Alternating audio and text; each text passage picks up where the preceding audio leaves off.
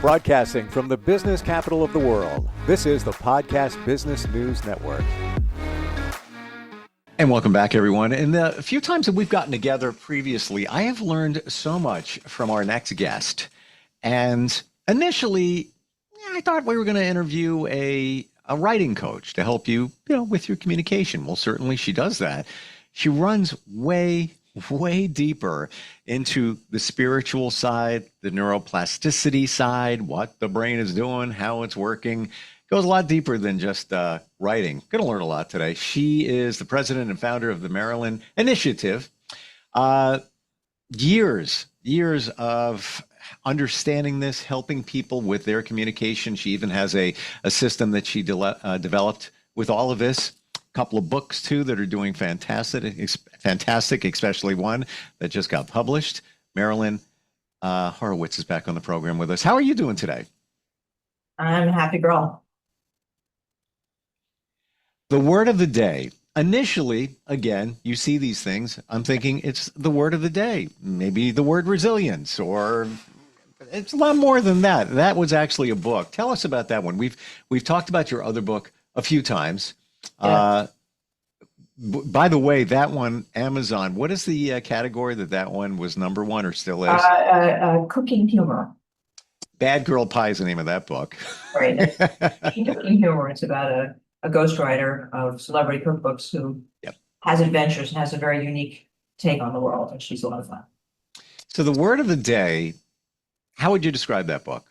Well, the book was a result of the webinars I showed you. I think last time we spoke that during the pandemic, my population of writers, we're used to sheltering at home. The problem was now everybody was staying home with us, right? So it was the opposite problem that most people have. We were not lonely. We were interrupted, and so I decided to start using this proprietary technique, which I hadn't used in my class. I mean, minimally, but in my private work, one of the reasons I had such a high success rate is by getting people to use this technique, they were very self-connected, and a lot of the usual, tropes like, writer's block and stuff just didn't happen because we just basically rewired the brain, is a very simple way to put it, without doing a lot of work. So the word of the day came out of that book, and this company in England called John Hunt found my manuscript. My assistant sent it out to a bunch of different publishers.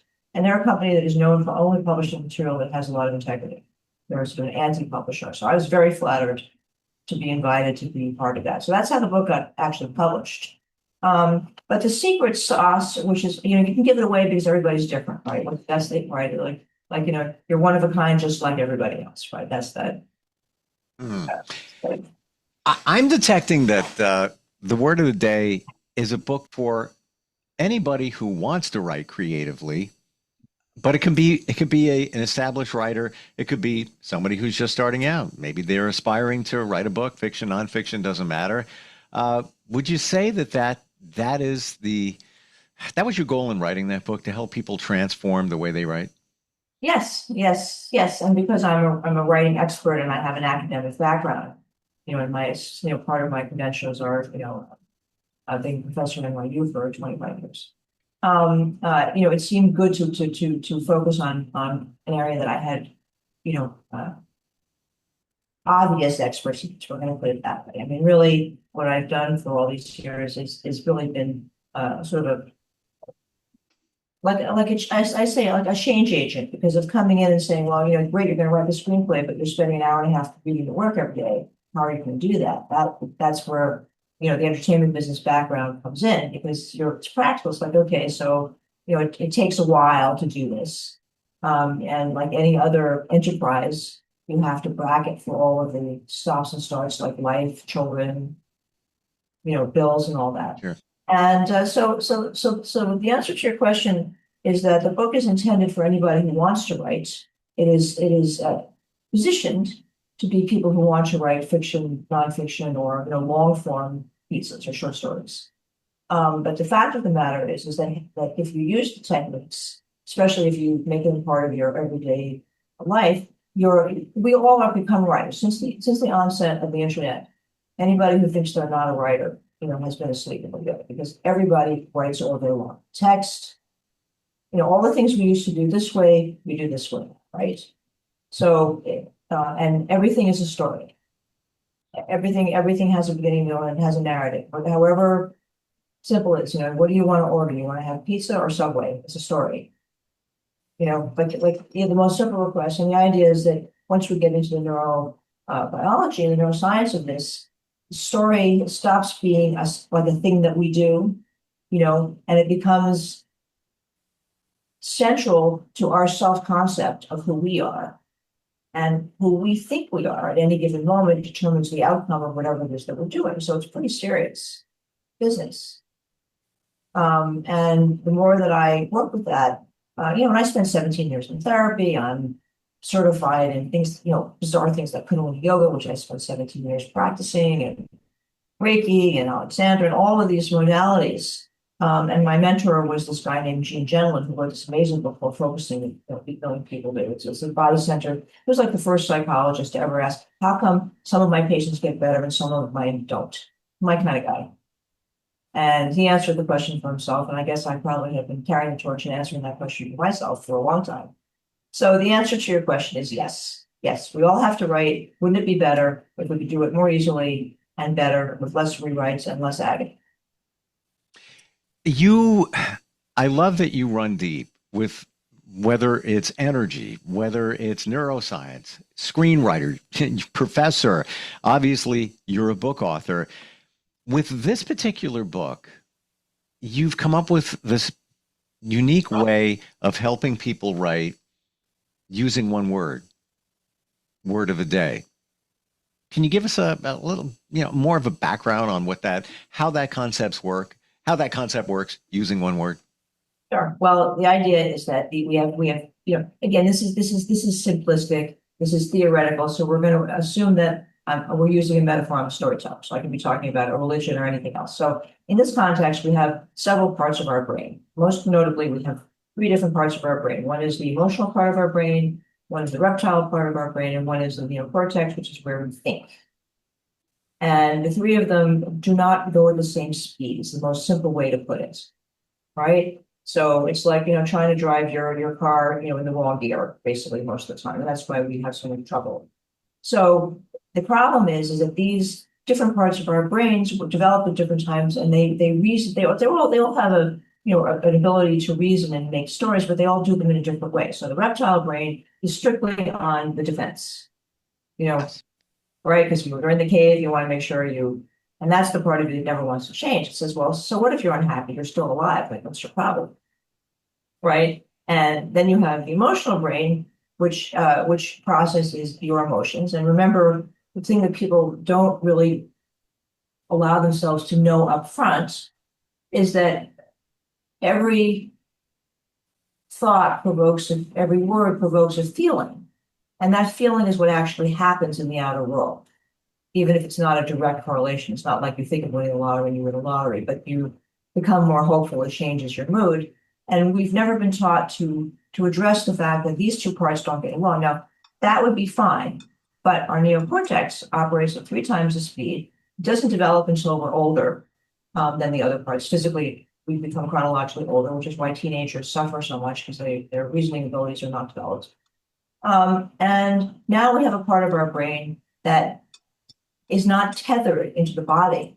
And so it just goes crazy and it makes up stories. We're like little kids, we're like, oh, I can tell a story about this, or this happened to me and it's because of this. And, the whole nature of language and the cause and effect nature, because of this, then this happens. It would be fine if everything was perfect and we all lived, in like, Candyland type of a playbook, but we don't. And every time something happens, 3 parts of your brain interpret differently, and they make up kind of slightly different stories. So that's why you get so much distortion. That's why your techniques that helped you when you were a kid, like you had bullies if you're like me, you're a little kid. So if anybody came near you, super ferocious because that was your only chance, right? But then if you grow up and you're too tough, then people back off and they're concerned about being friendly because they don't understand where that's coming from. It's not aggression, it's defensive.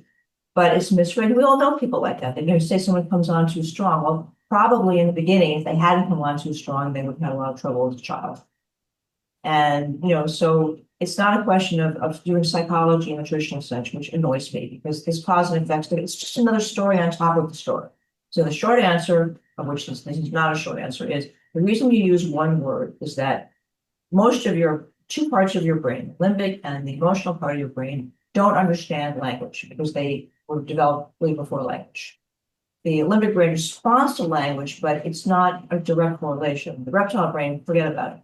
So what do they understand? Well, the the uh, the limbic brain interprets stories as feelings, right? So you have to cut through that and find a way to communicate with that part without letting it make a story. Does that make sense? That was the hard part.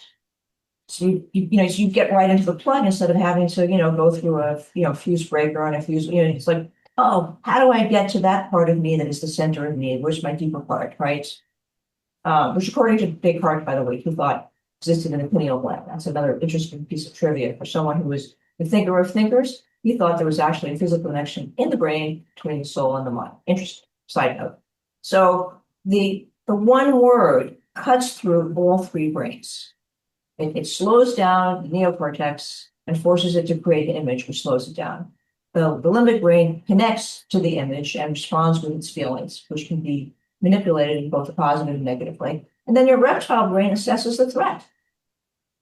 And if there's no story, the reptile brain can be objective. As long as there's a story, it's going to refer to an old pattern, just like we all do. What happened yesterday?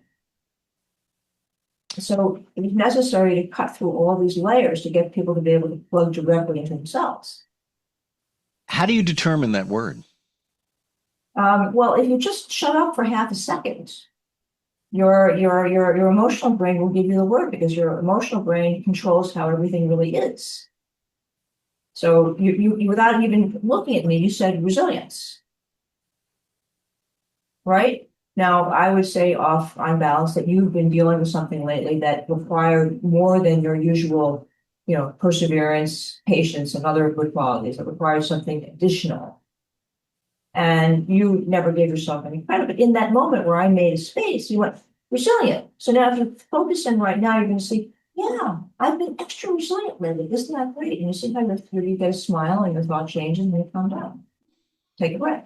It's almost as it's a disarming technique, using that word that resonates. And by the way, while we're talking about words, I don't do New Year's resolutions. I do words for the year. So Great. my word for last year was resilience because there were some things I powered through. And in my journey, like many of us, we realized, wow, I got more resilience than I thought. I got more in me than I ever imagined. This year, my word is execution. Lots of ideas, get it done. Let's go. Let's get it done.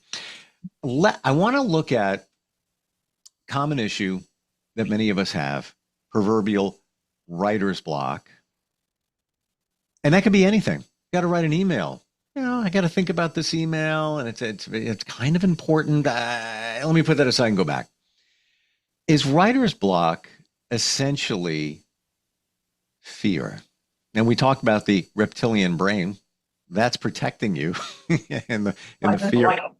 Yeah, is essentially why we get to a point where I just can't be creative. I'm not thinking. Is it essentially coming back to fear? We're afraid of maybe failure, fear of it not hitting the mark for us or somebody else. I have a very one thing to say, and I hope you won't mind, which is the whole problem is who cares? The whole problem is we get fixated on the what and the why as opposed to what are we going to do about it. So your word's execution. So the answer is, yeah, it's fear. And yeah, it may be, I'll tell you a quick story. So when I first started, one of the reasons I was able to get a lot of work was because I could cure writer's block in a session. Wow, I don't care how much you charge, come and see me. So here's what I would do. Okay, this is giving away food. So they come in, they'd be telling me all their troubles. I can't write, I'm not creative, I have 6 children and 12 jobs and whatever. And I'd say, well, this is really terrible. And I have one of those faces where people, feel that I'm being empathetic and supportive. And then I would just push a little piece of paper, which I had written. Back then I used to square, I changed to a circle. And in the middle was a square just large enough to write a phrase or sentence. And I said, well, just, while you're telling me all your troubles, could you just write something? And invariably they would write something. And I would say, well, obviously your problem is not writer's block because you just wrote. Not writer's block, but it's what? It's not writer's block because you just wrote something. Whatever the problem you're having is, it's not writer's block. So let's stop pathologizing about what your story you're telling yourself, and let's figure out what's going on. Hmm. You have to cut through the story that's making up the story that's making up the story. That's where this works. And my gift, because I have been studying it for so long, is I know right where the real problem is. I know where the actual problem is usually before you tell me. And I'm not unique. We all know this. We just don't want to look at it for various reasons. It's not convenient.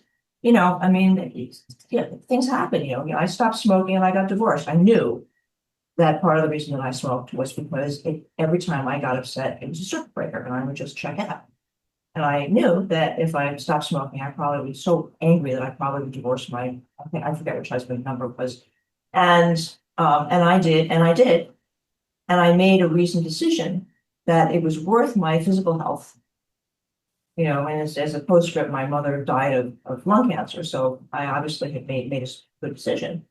But the price tag was very high, and we don't want to make we're afraid to know those things about ourselves. And that's where we suffer. So writer's block, my experience with writer's block, for certainly people who are trying to write something specific, is mostly it's a problem of not doing research. It's that old stupid story of sitting there until, blood forms on your forehead or whatever Ernest Hemingway said about it.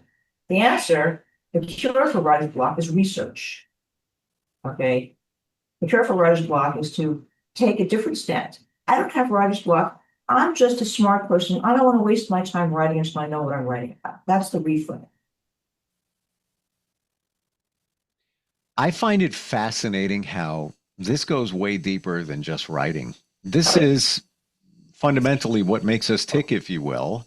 And this gets all exposed when these things come up, even something as natural as writing. These things get all identified. There's a lot more. And I agree with you 1,000,000,000%. Everything is a story. We have a story. Our story varies from day to day. Walking into a Starbucks, there's a story there. You just got a cup of coffee. Everything is a story. What challenges you? My own story. trying to figure out how I'm still, keeping myself small, basically. It's that quote that is attributed to Marianne Williamson, but is actually a quote from Nelson Mandela, who said that, I'm paraphrasing, what we fear is not that we're great, it's that we're small, but that we're great. And we keep ourselves small because it's safer. That's that little thing I told you about, the habenula, that part of our brain that doesn't want us to fail or get killed. Right. So someone like me who had a pretty bad childhood and was really made to feel, invisible and like a nothing burger, I have to fight that every single day. I'm working on my new book, The Marilyn Essentials. I'm trying to explain how I developed the system. It's taken me 2 years to actually fess up. One of the reasons I'm smart is that when I was 12, I started reading as soon as I could read when I was 6 or 7. My mother had this big wall of books. She was a philosophy professor. And I just read, I started with the story of O on the top, and I read down to the Rising from the Third Reich. And, on the way I read Kant and Wittgenstein and Kierkegaard. And, the little bit that I retained made me increasingly intelligent. And I just have never owned that. And finally, I thought, at a certain point, Marilyn, you really are, you are a bookworm. It's what you always really were. You always wanted to be, my name was Marilyn, so I always wanted to be more, but I'm really just a big bookworm. That's what I am, And I come from, a conservative Jewish lineage, and my grandparents wrote a book called Faith and Reason, which is two lawyers reconciling Christianity and Judaism in 200 pages. And, that's the basis for my self-concept, but I've always been in denial. See, because I was told that I was not important. I was like a poor relative. I was not treatable as a child. And so, I took it in, and every day I get up and the story comes right back up. You hear me, I'm talking about it now. If I think about it, it comes right back up and I have to go down, boy, that's old. That's not, I'm not going to. And the idea is the words make the feeling, which reproduces the memory, right? So the cure is not to say those words and not to think about those things in a very studied way, not like a positive thinking, not like putting a Band-Aid on a gas tank and saying, Marilyn, you're probably going to talk about this on the show. It's going to take you a half hour when you get off to recover your equilibrium. Just know that. Go in, understand that if you go over to that story, you don't get out of it right away. It takes a while. You'll have to go for a walk or whatever it is that I do. But I'm saying, so that's the level. And once you start to have that awareness of yourself, then things like writer's block become ridiculous in the sense that there's a cure. Yes, okay, I can't write, but maybe it's because I'm smart. Maybe I don't know what I want to say. Maybe I don't know how to write this email. Maybe it's good that I'm not writing and I'm not forcing myself because maybe I'm going to alienate the hell out of the person I'm sending it to. Thank you for saying that, because many times when we're challenged, writer's block, if you will, we beat on ourselves. Yeah. But if you reframe it, I'm not writing at the moment because I have so many great ideas. I can't pick which one I want. I have to work. I have to sit with myself on that one. Or, it's amazing how you reframe things. And also I think a lot of that comes in trust. Trusting in yourself, trusting that, I've written some stuff before. I can do this again. I think we lose track of that, Now, the Daniela says, well, you didn't do it as good as you should have. We are so, society makes us so sure that we're going to fail that most of us, Okay. we just go. So my practical tip for you, since you asked me for one, is when you get off the show, if you have 2 minutes, set a timer, make a big cluster like the one in my book, which is a circle in the middle and circles around it, 4 or 5 circles around it attached by lines. And in the middle, put execution. And then in each one of these categories, without making judgment, you may need more than 2 minutes. Just put in one circle what each thing is that you want to accomplish. Dental appointments, memoir. The trick is not to get on top of yourself and say, well, that's not important. That's what kills you. You have to just go, all right, I'm just going to do a brain dump, pardon my vulgarity.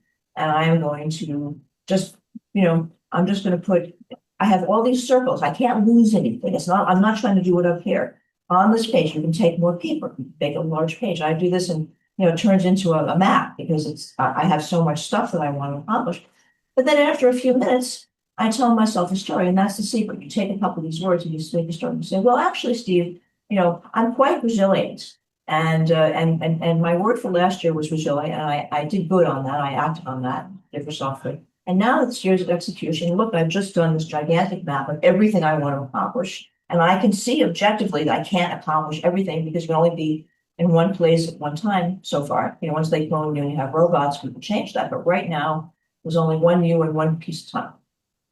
Right. And so then you can make a determination about what you're going to do with the time in that moment. And then what happens is once you get in the habit of doing that, that's really the best meditation I've ever found. What am I going to do now? Not how much time do I have or what time is it, but okay, what is it that is the most important thing for me to do now? And just that constant meditation and then having this big constellation of everything you could ever think of, it's so relaxing. Well, powerful in that the word now is, I believe, everything, and harnessing the power of living in the now, whereby you take a look at that roadmap of things you might want to accomplish. It can become overwhelming. What can we do now? We're out of time. We keep going here. I'm going to leave you with a quote that's very useful that you can Please. And the quote is that the two thieves of life are the past and the future. They will rob you of everything you actually have. I think that bears repeating. The two thieves that will destroy your life are the past and the future.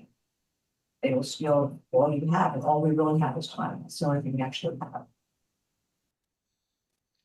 I'm gonna remember that one for a long time and share that with others, because that was in my journey.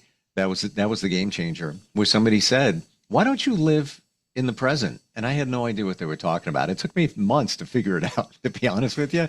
And when I did it, and they even said at that moment, you live in the past, you live in the future. Why aren't you, enjoying now? Didn't even know what it meant. And I guess I was allowing myself to be robbed of the wonderful thing we call now. Yes, because we're supposed to. That's all of our training is set up to loot our own lives. Scary. If somebody wants to make some changes in their life, maybe improve their writing, ultimately improve the way they look at things in life, how do we find you, Marilyn? My website is marilynhorowitz.com. And I host a free webinar. The next one is on September 10th. You can register through Eventbrite on my website. I'm on vacation for 2 weeks, but my newsletter resumes. And in there are lots of these tips and tricks. There are lots of resources. I've written 8 books. You can find me on Amazon. My new book, which is called Bad Girl Pie, is hopefully a very amusing and empowering journey back to discovering your true self. So we need to be inspired by laughing.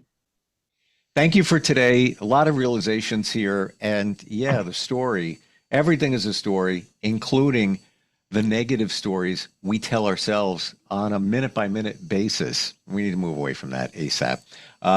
Thank you. I really appreciate it. Like, good stuff today. Okay, I look forward to next week. It'll be really fun. Likewise. We'll be right back.